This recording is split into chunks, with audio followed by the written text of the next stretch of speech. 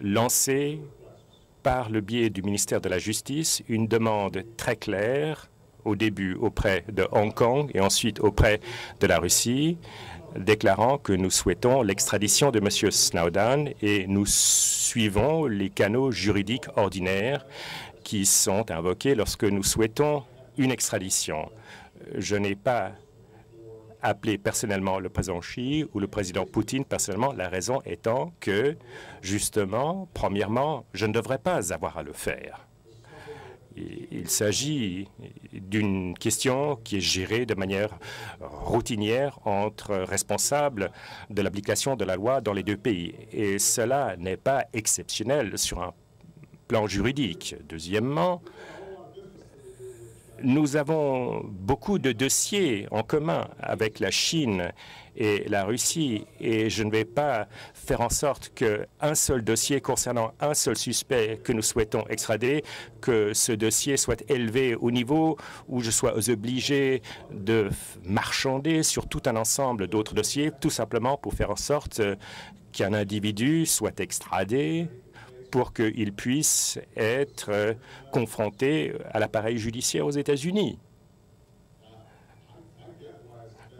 Je comprends pourquoi cette affaire est fascinante pour la presse. Je suis sûr qu'on en fera un téléfilm un jour ou l'autre. Mais s'agissant des intérêts des États-Unis,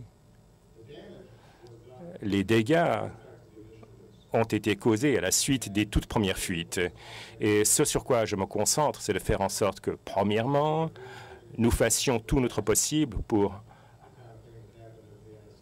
empêcher que ne se reproduise ce qui s'est passé au niveau de la NSA, car actuellement, nous ne savons pas quels étaient effectivement les mobiles de M. Snowden, outre ce qu'il a dit en public. Je ne vais pas préjuger du dossier, mais cela démontre qu'il y a des vulnérabilités importantes au niveau de la NSA et ces vulnérabilités doivent être résolues, premièrement. Deuxièmement, je veux faire en sorte que nous nous dotions d'un débat sain et vigoureux aux États-Unis en ce qui concerne l'équilibre entre la sécurité et le respect de la vie privée, car ces programmes qui, je crois, rendent l'Amérique plus sûre,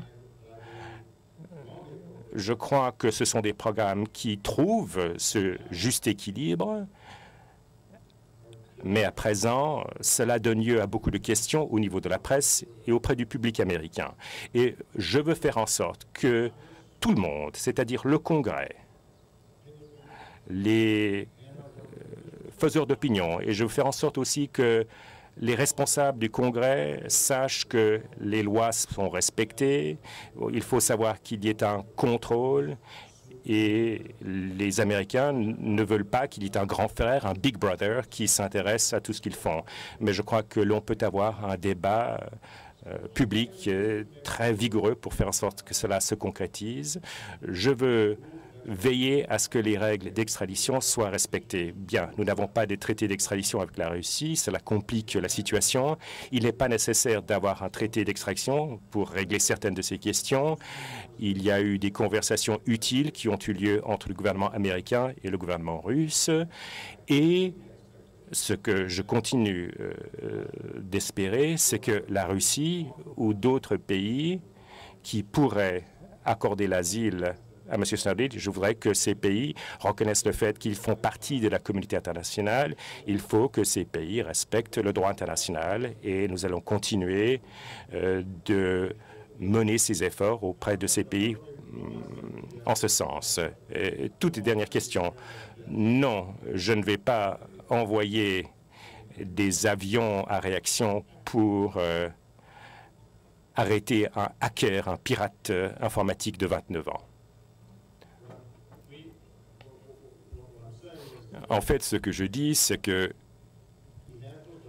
il dispose de ces documents, il a divulgué certains de ces documents, pas tous, mais les dégâts occasionnés portent essentiellement sur l'existence, sur le fait même de certains de ces programmes. À présent, nous ne savons pas encore quels autres documents il souhaite révéler.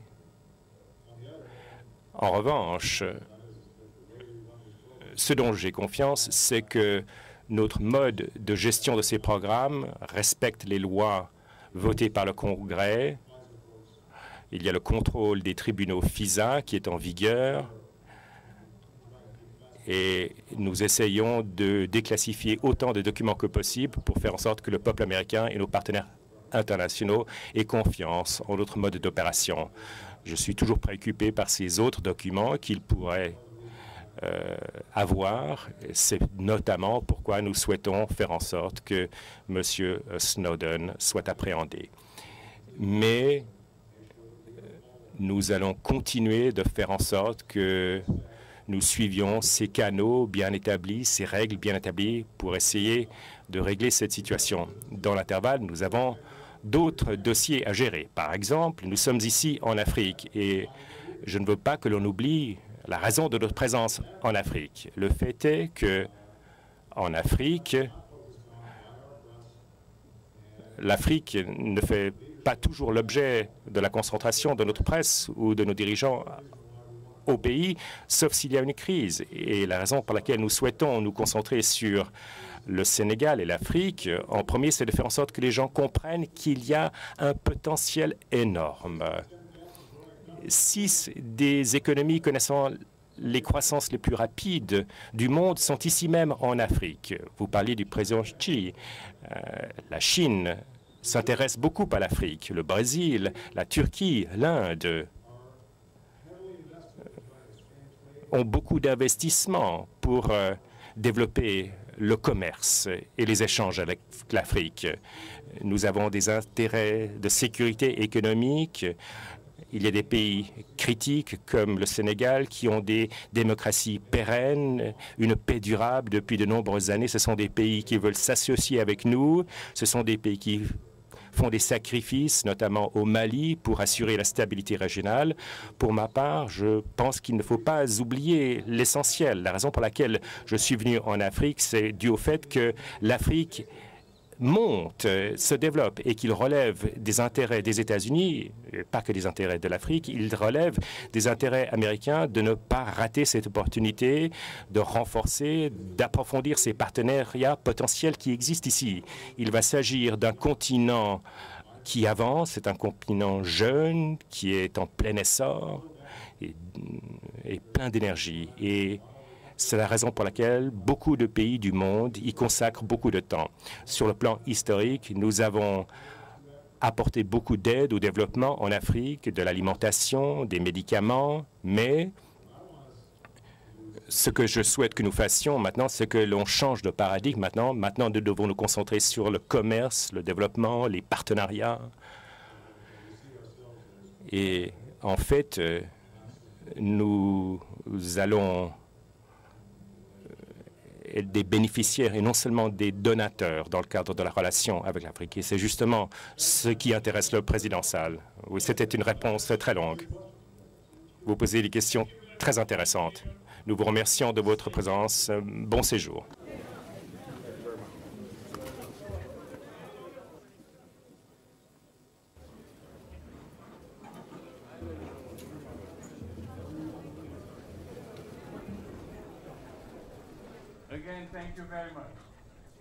La toute dernière image de Barack Hussein Obama et Macky Sall en train de rejoindre les appartements privés du président de la République, Macky Sall. Ce fut des instants intensément vécus.